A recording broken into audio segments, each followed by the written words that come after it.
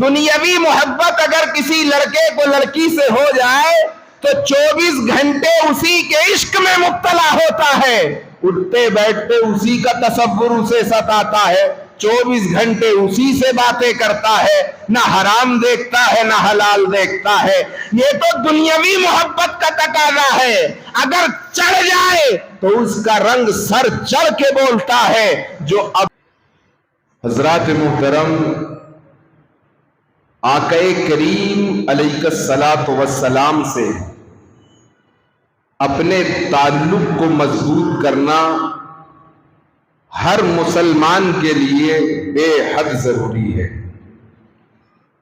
ہر مسلمان کے لیے یہ اتنا امپورٹنٹ ہے کہ اس کا تعلق اپنے رسول سے انتہائی درجے کا مضبوط ہو، اور یہ تعلق انسان کو دنیا میں بھی کام آتا ہے اور آخرت میں بھی کام آتا ہے۔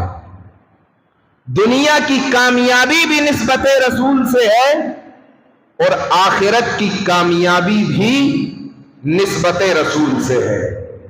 جتنا تعلق اسٹرانگ اور مضبوط ہوگا، کامیابی بھی اتنے ہی درجے کی اسٹرانگ ہوگی۔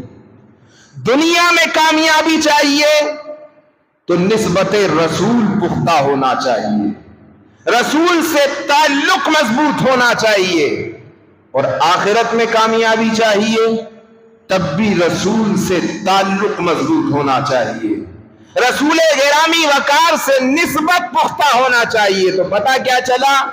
دنیا میں کامیاب ہونے کے لیے بھی اور آخرت میں بھی کامیاب ہونے کے لیے رسول اللہ صلی اللہ تعالی علیہ وسلم سے تعلق کو مضبوط کرنا ہے۔ حضرات محترم، اب یہ تعلق مضبوط کیسے ہوتا ہے؟ تو حدیث پاک میں آتا ہے کہ جو جتنی کثرت کے ساتھ رسول پاک پر درود پڑھتا ہے، آقا فرماتے ہیں کل محشر کے میدان میں وہ انسان مجھ سے سب سے زیادہ قریب ہوگا جو مجھ پر کثرت کے ساتھ درود پاک پڑھتا ہو۔ تو رسول گرامی وقار کی قربت اگر چاہیے تو کثرت کے ساتھ رسول گرامی وقار صلی اللہ تعالی علیہ وسلم پر درود پاک پڑھنے کا وتیرہ بنا لیجئے۔ آقا فرماتے ہیں کہ وہ بندہ مجھ سے سب سے زیادہ قریب ہوگا جو مجھ پر کثرت کے ساتھ درود پڑھتا ہوگا۔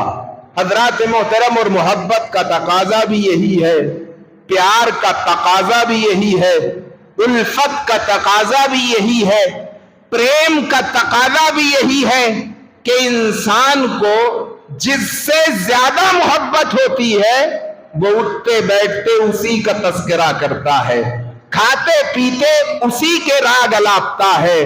دنیاوی محبت اگر کسی لڑکے کو لڑکی سے ہو جائے تو 24 گھنٹے اسی کے عشق میں مبتلا ہوتا ہے، اٹھتے بیٹھتے اسی کا تصور اسے ستاتا ہے، 24 گھنٹے اسی سے باتیں کرتا ہے، نہ حرام دیکھتا ہے نہ حلال دیکھتا ہے۔ یہ تو دنیاوی محبت کا تقاضا ہے، اگر چڑھ جائے تو اس کا رنگ سر چڑھ کے بولتا ہے۔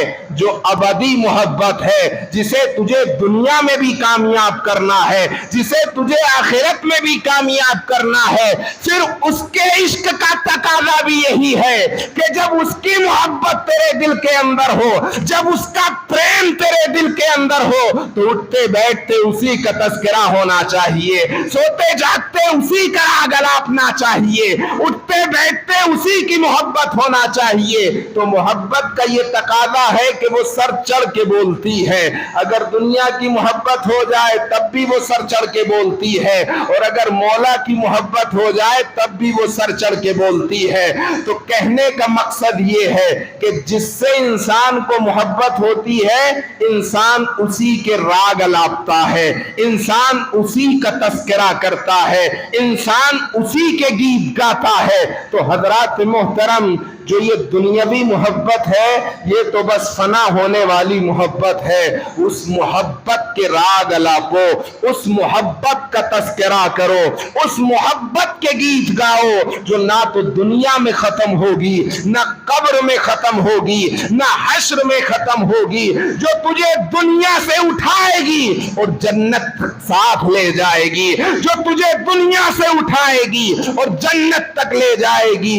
اس محبت کا نام ہے اللہ کی محبت، اس محبت کا نام ہے رسول اللہ کی محبت۔ حضرات محترم، یہ دنیا کی محبت کا بھوت اپنے سر پہ مت چڑھائیے، اگر چڑھانا ہے تو رسول کی محبت سر پہ چڑھائیے، اللہ کی محبت سر پہ چڑھائیے۔ تو محبت کا تعلق کب مضبوط ہوتا ہے؟ جب انسان اٹھتے بیٹھتے اپنے محبوب کا تذکرہ کرتا ہے۔ حضرات محترم، اب ایک بات تو یہ ہو گئی کہ محبت مضبوط کب ہوتی ہے؟ جب انسان اٹھتے بیٹھتے اپنے محبوب کا تذکرہ کرتا ہے تو وہ محبت انسان کی مضبوط ہوتی چلی جاتی ہے۔ حضرات محترم، اب آئیے، اللہ تبارک و تعالی نے سب سے قیمتی شے، سب سے امپورٹنٹ تھنگ، سب سے امپورٹنٹ چیز جو ہمیں دی اس کو ہم ایمان کہتے ہیں۔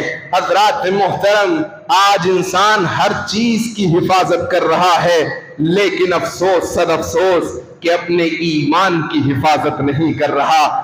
چند پیسے ہو تو تجوری میں سجا کے رکھ دیتے ہیں کہیں چور اٹھا کے نہ لے جائے، اگر اس سے آگے بڑھے تو بینک کے اندر لاکر لے لیتے ہیں کہ اب تو چور سے بھی محفوظ ہے، ہر چیز سے محفوظ ہے۔ ایک دنیا کی چیز، ایک چند ٹکے کاغذ کا ٹکڑا چھپانے کے لیے تم نے بینک کے اندر لاکر لے لیا۔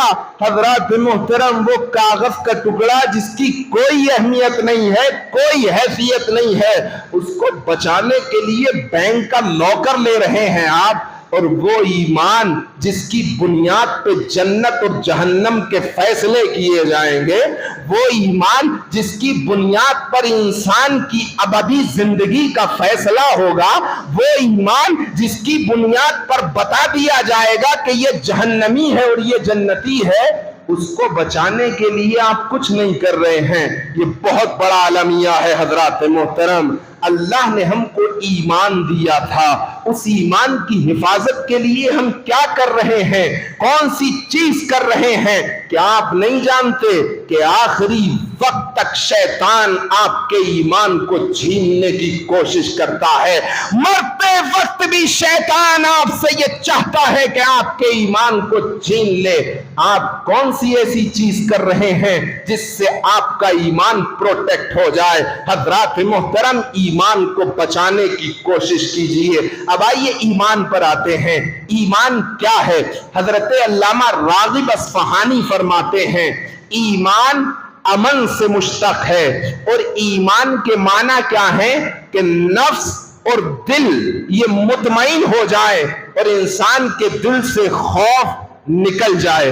حضرات محترم، اب دل اور نفس مطمئن ہو گیا، کس چیز پر مطمئن ہو جانا ہے اور کس چیز کا دل سے خوف نکل جانا ہے؟ تو حضرات محترم، روایات کے اندر آتا ہے نفس اور دل مطمئن ہو جائے اور دل سے خوف نکل جائے، اس کو ایمان کہتے ہیں۔ اب مطمئن کس چیز پر ہونا ہے؟ اللہ ایک ہے، اللہ ایک ہے، اسی کا حکم ہے، وہ جو چاہتا ہے وہی کرتا ہے، انسان کے اختیار میں کچھ نہیں ہے۔ حضرات محترم، وہ جو چاہتا ہے اپنے بندوں کے ساتھ معاملہ کرتا ہے۔ تیری اور میری نظر ظاہر کو دیکھتی ہے، لیکن رب وہ دیکھتا ہے جو تجھے اور مجھے نظر نہیں آتا۔ میں اور آپ تو یہ سوچتے ہیں کہ بس ابھی اسی ایک پل میں مجھے 1 لاکھ روپیہ مل جائے، لیکن رب چاہتا ہے، رب کو معلوم ہے کہ یہ 1 لاکھ روپے اس کے لیے تباہی کا سامان بن جائیں گے۔ وہ اس چیز پر قادر ہے کہ تجھے 1 لاکھ روپے چشمے زبن میں دے سکتا ہے، لیکن تیرے لیے یہ 1 لاکھ روپے فائدے مند نہیں ہیں، وہ اس لیے تجھے نہیں دے رہا کہ وہ جانتا ہے کہ اگر اسے 1 لاکھ روپیہ دے دیا جائے تو پھر یہ ہدایت کے راستے سے ہٹ جائے گا۔ آئیے یہاں پر آپ کو ایک حدیث پاک سناتا ہوں۔ ایک صحابی ہیں، حضرت ثعلبہ ان کا نام ہے، بہت غریب صحابی ہیں، اتنے غریب صحابی کہ 2 میاں بیوی ہیں، گھر کے اندر جسم پر پہننے کے لیے کپڑے بھی دستیاب نہیں ہیں۔ گھر کے اندر ایک گڑھا کھودا حضرت ثعلبہ نے، جب نماز کے لیے چلتے تو وہ چادر، ایک ہی چادر تھی، ایک ہی چادر سے دونوں میاں بیوی گزارا کر رہے ہیں۔ حضرت ثعلبہ اپنی بیوی کو گڑھے کے اندر بٹھا دیتے اور کہتے کہ میں نماز پڑھ کے آتا ہوں، پھر یہ چادر تم پہن لینا۔ حضرت ثعلبہ کو مسجد نبوی کا کبوتر کہا جاتا تھا، اتنی کثرت کے ساتھ مسجد نبوی کے اندر نماز پڑھنے کے لیے آتے تھے۔ ایک مرتبہ رسول گرامی وقار صلی اللہ تعالی علیہ وسلم کی بارگاہ میں آئے، عرض کرنے لگے یا رسول اللہ میرے لیے مالداری کی دعا کر دیجئے۔ آقا کی نظر کرم دیکھ رہی تھی۔ آقا نے فرمایا ہے ثعلبہ امیری کی دعا مت کراؤ۔ ایک دن گزرا، پھر کئی دن گزرے، پھر حضرت ثعلبہ نے وہی مطالبہ کیا، یا رسول اللہ میرے لیے مالداری کی دعا کر دیجئے۔ آقا نے فرمایا ہے ثعلبہ مالداری کی دعا مت کراؤ۔ پھر کئی دن گزرے، پھر حضرت ثعلبہ نے یہی مطالبہ کیا، یا رسول اللہ میرے لیے مالداری کی دعا کر دیجئے۔ آقا نے فرمایا ہے ثعلبہ مالداری کی دعا مت کراؤ، ہاں اگر تمہیں چاہیے تو میری کالی کملی والی چادر لے لو۔ حضرت ثعلبہ نے کہا نہیں یا رسول اللہ میرے لیے مالداری کی دعا کر دیجئے۔ اتنا کہنا تھا، رحمت والے ہاتھ اٹھے، آقا نے فرمایا اے مولا اس کو مالدار بنا دے۔ اتنا کہنا تھا، حضرت ثعلبہ کے پاس ایک بکری تھی، اس بکری کے اندر اتنی برکت ہوئی، اتنی برکت ہوئی کہ جس جگہ وہ رہتے تھے وہ پورا خطہ بکریوں سے بھر گیا، جگہ باقی نہیں رہی۔ اب حضرت ثعلبہ نے اس جگہ سے ہجرت کی بڑی جگہ کی طرف۔ جب بڑی جگہ پہنچے تو وہ جگہ بھی بکریوں سے بھر گئی۔ اب کیا کریں؟ اب جس حضرت ثعلبہ کو جنت کا کبوتر کہا جاتا تھا، اب دھیرے دھیرے جو 5 وقت آتے تھے 4 وقت آنے لگے۔ کیوں؟ مال بڑھ گیا، جگہ بڑھ گئی، پیسہ پاس آ گیا۔ 5 وقت جس کو جنت کا کبوتر کہا جاتا تھا، اب وہ 4 وقت آنے لگے۔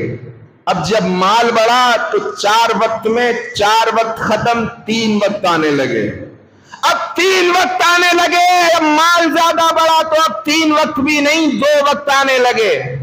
اب آپ ذرا غور کرتے جائیے، جن کو جنت کا کبوتر کہا جاتا تھا، رسول پاک رسول گرامی وقار کی نظر رحمت دیکھ رہی تھی کہ اگر میں ثعلبہ کے لیے مالداری کی دعا کر دوں گا تو حال یہ ہوگا کہ 5 وقت آتا تھا، اب دھیرے دھیرے 5 وقت کٹ کر کے اب 3 وقت۔ اب جب مال زیادہ بڑھا تو حضرت ثعلبہ جنگل کے اندر چلے گئے، پورا جنگل حضرت ثعلبہ کی بکریوں سے بھر گیا، اتنی برکت تھی۔ اور برکت کیوں نہ ہوتی کہ رحمت للعالمین نے ہاتھ اٹھائے تھے۔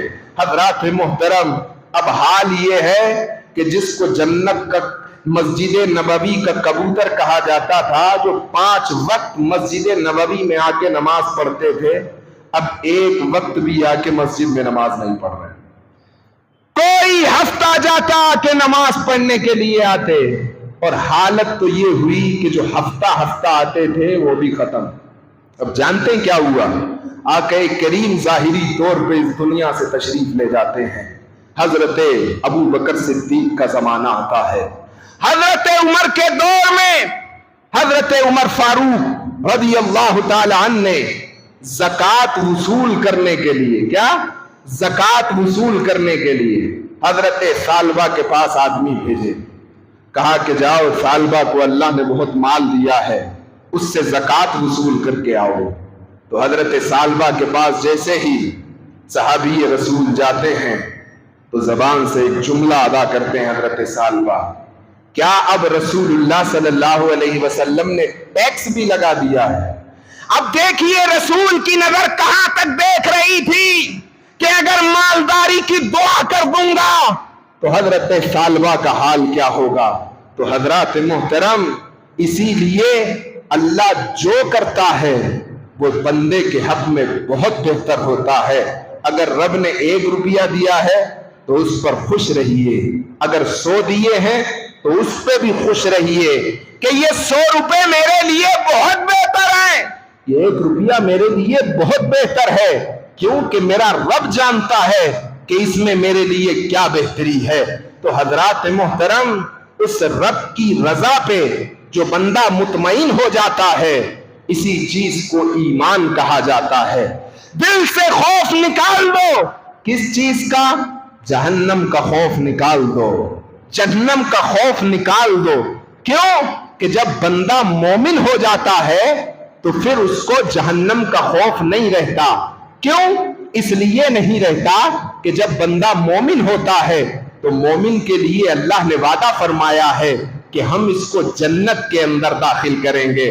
تو جب بندہ مومن کا اطمینان اور یقین پختہ ہو گیا اور ایمان اتنا مضبوط ہو گیا کہ اب اللہ تبارک و تعالی نے جو مجھ سے جنت کا وعدہ کیا ہے کہ میں اس کی رضا کے لیے زندگی گزاروں گا، تو میں رضا کے لیے زندگی گزار کے چلا گیا۔ اب میرے لیے جو وعدہ ہے جنت کا، بے شک اللہ اپنے وعدے کو پورا فرمائے گا۔ تو جہنم کا خوف اس کے دل سے نکل جاتا ہے اور دل مطمئن ہو جاتا ہے اللہ کی رضا پر۔ اس کو ایمان کہتے ہیں۔ حضرات محترم، اب اسی ایمان کو پروٹیکٹ کرنے کے لیے اللہ تبارک و تعالی نے آپ کو یہ زندگی دی ہے۔ اس زندگی کے ساتھ آپ کا ایمان منسلک ہے۔ حضرات محترم، اللہ کسی بندے پر ظلم نہیں کرتا۔ اللہ، یہ یاد رکھیے، آپ یہ اپنے ذہنوں کے اندر فیڈ کر لیجئے کہ اللہ خود کسی بندے پر ظلم نہیں کرتا، بندہ خود اپنے آپ پر ظلم کرتا ہے۔ بندہ خود اپنے آپ پر ظلم کرتا ہے۔ سر سے لے کے پاؤں کے ناخن تک آج انسان گناہوں کے دلدل میں ڈوبا ہوا ہے، بد کرداری میں ڈوبتا ہوا انسان نظر آ رہا ہے۔ حضرات محترم، بے پردگی، بے حیائی، بے شرمی، ہر وہ گناہ جس کا تصور بھی نہیں کیا جا سکتا، انسان کے، حضرات محترم، انسان کے کردار کے اندر وہ گناہ نظر آ رہے ہیں۔ سر سے لے کے پاؤں تک انسان گناہوں میں ڈوبا ہے۔ اب میں ایک مثال آپ کو دیتا ہوں۔ حضرات محترم، آپ کو اگر کوئی تھپڑ مارے تو آپ اس کو اپنا دشمن سمجھتے ہیں، آپ کو اگر کوئی گالی دے آپ اس کو اپنا دشمن سمجھتے ہیں، آپ کی امانت میں کوئی خیانت کر دے تو آپ اسے اپنا دشمن سمجھتے ہیں، آپ کا ہاتھ کوئی توڑ دے تو آپ اسے اپنا دشمن سمجھتے ہیں، تمہارے گھر کی برائی اگر کوئی کر دے تو آپ اسے اپنا دشمن سمجھتے ہیں، تمہارے بزنس کے اندر کوئی ڈنڈی مار دے تو آپ اسے اپنا دشمن سمجھتے ہیں۔ حضرات محترم، سمجھتے ہیں کہ نہیں سمجھتے؟ آپ کی اگر کوئی آنکھ پھوڑ دے آپ اسے دوست سمجھیں گے کہ دشمن سمجھیں گے؟ آپ کا ہاتھ اگر کوئی توڑ دے آپ اسے دوست سمجھیں گے یا دشمن سمجھیں گے؟ بولیے ذرا زور سے۔ آپ کا ہاتھ، آپ کی آنکھ، آپ کی زبان، آپ کے وجود کو اگر کوئی تکلیف دے تو وہ آپ کا دوست ہے یا دشمن ہے؟ زور سے بولیے، زور سے۔ آپ کا دشمن، ہر انسان اس کو دشمن سمجھے گا۔ جو آپ کو تکلیف دے آپ اسے اپنا دشمن سمجھتے ہیں۔ حضرات محترم، اب آئیے اپنے وجود کی طرف۔ اللہ تبارک و تعالی نے آپ کو یہ وجود عطا کیا ہے، آنکھیں عطا کی ہیں، زبان عطا کی ہے، ہاتھ عطا کیے ہیں، پیر عطا کیے ہیں، کان عطا کیے ہیں۔ جب یہ آنکھیں بے حیائی کی طرف دیکھتی ہیں تو ان آنکھوں کو آپ اپنا دشمن کیوں نہیں سمجھتے؟ جب یہ ہاتھ گناہوں کی طرف بڑھتے ہیں تو ان ہاتھوں کو آپ اپنا دشمن کیوں نہیں سمجھتے؟ جب یہ زبان کسی کی غیبت کرتی ہے تو اس زبان کو آپ اپنا دشمن کیوں نہیں سمجھتے؟ جب یہ پیر گناہوں کی طرف چل کے جاتے ہیں تو ان پیروں کو آپ اپنا دشمن کیوں نہیں سمجھتے؟ حضرات محترم، یہ تیرے دشمن ہیں جس نے تجھے گناہوں کے دلدل میں پھنسا دیا ہے۔ اللہ نے تجھے عذاب میں مبتلا نہیں کیا، تو نے خود اپنے آپ کو عذاب میں مبتلا کر لیا ہے۔ آنکھوں سے بے حیائی کے منظر دیکھ کے تو اپنے آپ کو عذاب میں مبتلا کر رہا ہے، زبان سے غیبت کر کے تو اپنے آپ کو عذاب میں مبتلا کر رہا ہے، کانوں سے گانے سن کر تو اپنے آپ کو عذاب میں مبتلا کر رہا ہے، پیروں سے گناہوں کی طرف چل کے تو اپنے آپ کو عذاب میں مبتلا کر رہا ہے۔ تو اللہ کی بارگاہ میں شکوہ مت کیجئے کہ اس نے عذاب کیا ہے، بلکہ خود ہم نے اپنے آپ کو عذاب میں مبتلا کیا ہے۔ حضرات محترم، یہ وجود اللہ تبارک و تعالی نے دیا تھا انسان کو نیکی کرنے کے لیے، اچھائی کرنے کے لیے، برائی سے رکنے کے لیے۔ اب آئیے، ایک حدیث پاک ہے، حضرت معاذ ابن جبل اس کے راوی ہیں، آقا نے فرمایا ہے معاذ، کیا میں تجھے ایک بات نہ بتاؤں جو تیرے لیے فائدہ مند ہو؟ حضرت معاذ نے فرمایا یا رسول اللہ وہ بات مجھے بتا دیجئے۔ حضرت معاذ سے فرماتے ہیں آقا کریم، اے معاذ، اللہ تبارک و تعالی نے زمین و آسمان کی تخلیق سے پہلے 7 فرشتوں کو پیدا کیا۔ کتنے؟ زمین و آسمان کی تخلیق سے پہلے اللہ تبارک و تعالی نے 7 فرشتے بنائے، اور پھر زمین و آسمان کی تخلیق کے بعد ہر فرشتے کو ایک ایک آسمان پر دربان مقرر کر دیا۔ یعنی وہ 7 فرشتے جو اللہ نے زمین و آسمان کی تخلیق سے پہلے بنائے تھے، زمین و آسمان بنانے کے بعد ہر ایک ایک فرشتے کو ایک ایک آسمان پر دربان مقرر کر دیا۔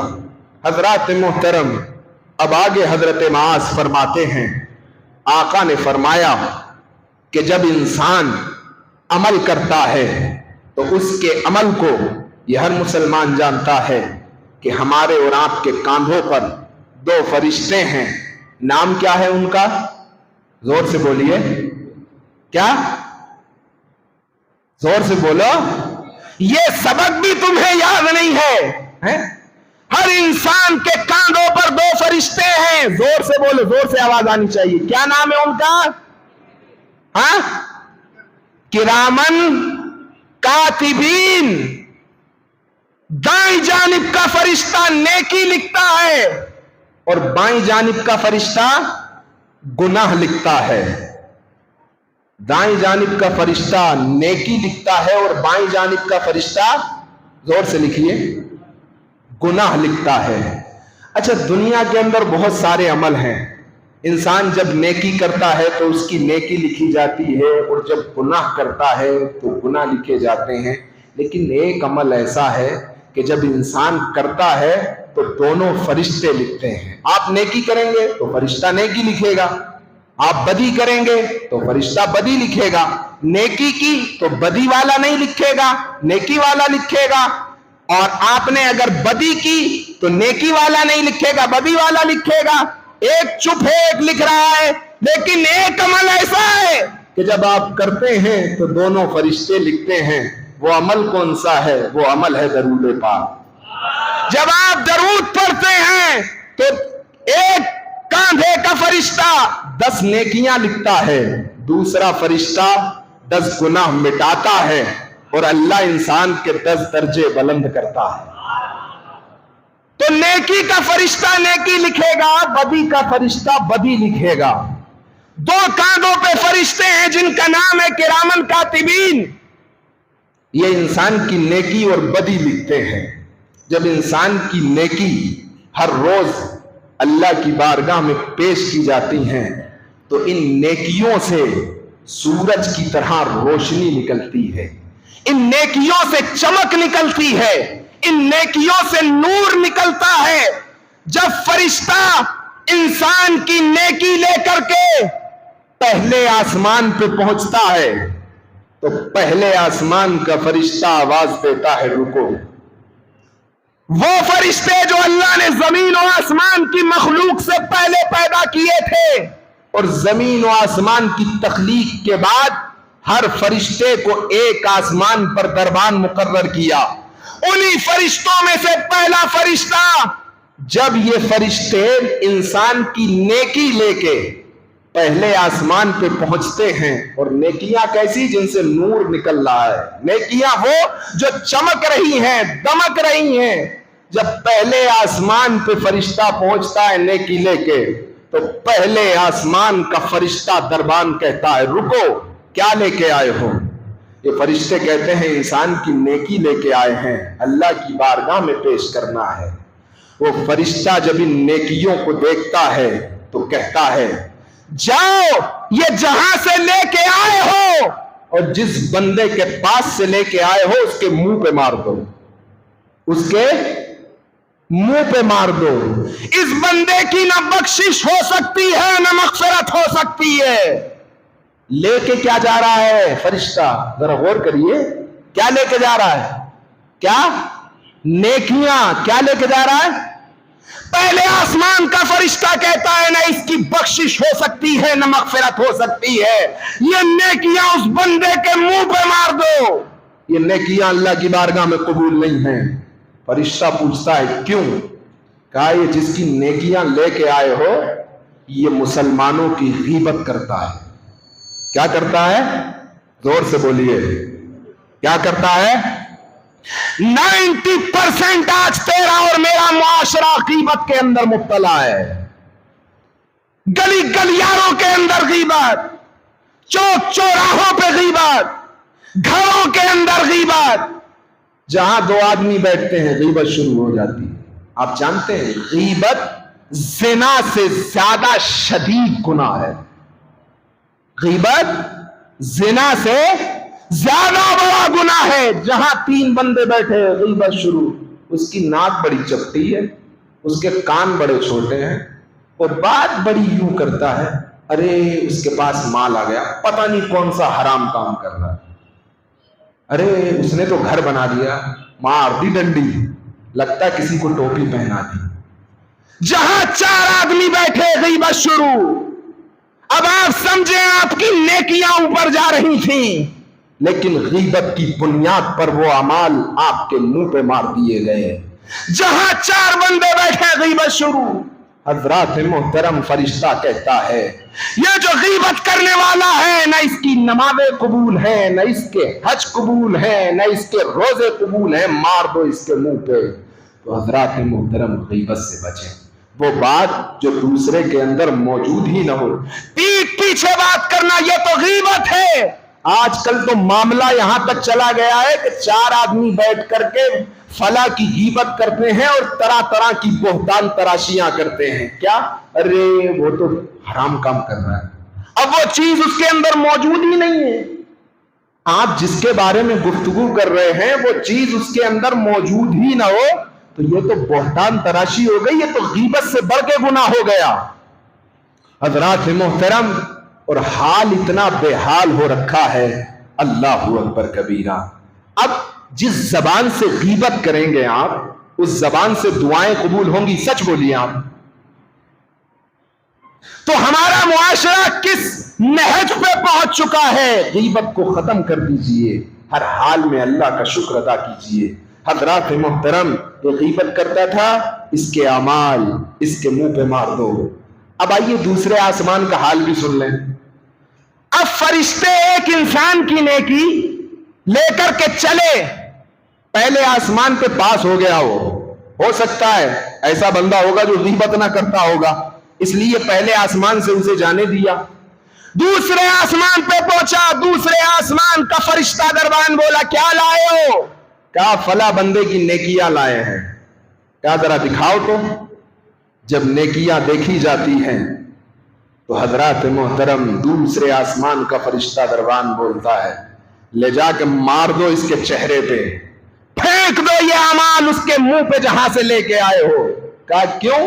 کہ اس کے اعمالوں میں دنیاوی غرض دکھائی دیتی کہ یہ جو بھی کرتا تھا دنیاوی غرض سے کرتا تھا، غیبت نہیں کرتا تھا، مگر جو بھی اعمال کرتا تھا وہ دکھاوے کے لیے کرتا تھا۔ جیسے مثال کے طور پہ ہم میں سے یا معاشرے میں سے کوئی بھی انسان گھر پہ دعوت کرے اور دعوت کرنے کے بعد پورے ہبلی کو دعوت دے دے کہ آؤ صاحب میرے دسترخوان پہ کھا لو، اور جب کھانا کھا کے لوگ چلیں تو کہنے لگے کان میں ذرا الیکشن آ رہا ہے دھیان رکھنا۔